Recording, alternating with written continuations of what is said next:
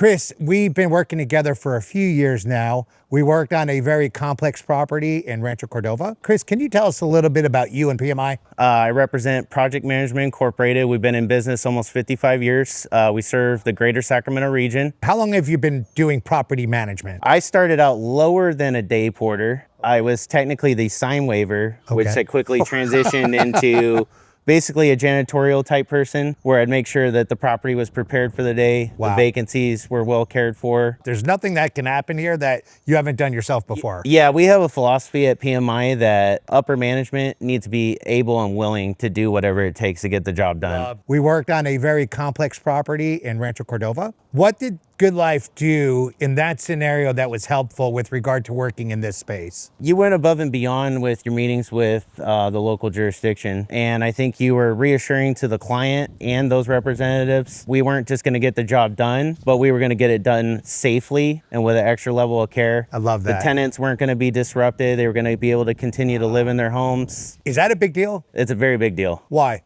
It's not easy for a property manager to continue to message to the landlords and the tenants that they're going to be out of their home for an undefined period of time. Sure. Often, even when we have the resources to relocate these folks to alternative units or lodging, it still doesn't feel good as a human to not be in your home. We're sitting at a property on Bell Street in Sacramento. This walkway was touched subsequent to it being damaged, and a newer deck and balcony law that got passed and installed in the state a few years ago, SB721.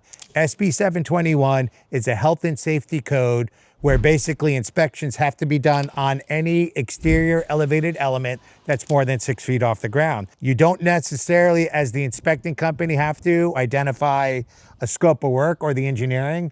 You just let them know, here's what's going on, here's the condition, and here's what should be addressed. But this has to be done by January 1st of 2026.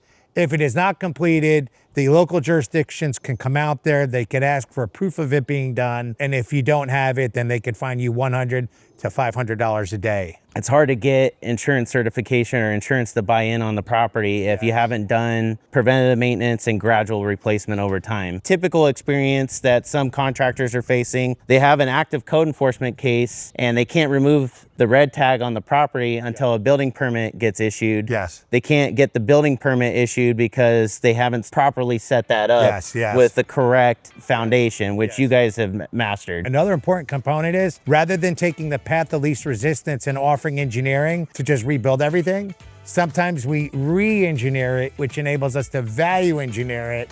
So rather than just having to rebuild everything all the time for, say, $400,000, we could re-engineer it and do it for $150,000, keep everyone safe, get the permit done, get that code compliance thing off the books, and move on. If you are a investor, a customer that needs help in the multi-unit space, I would call PMI immediately. If you need help getting inspections done, reconstruction done, capital improvements, you call Good Life Construction, let us know. Otherwise, have a great day, be blessed, be safe, be productive. We're out. Thank you, guys.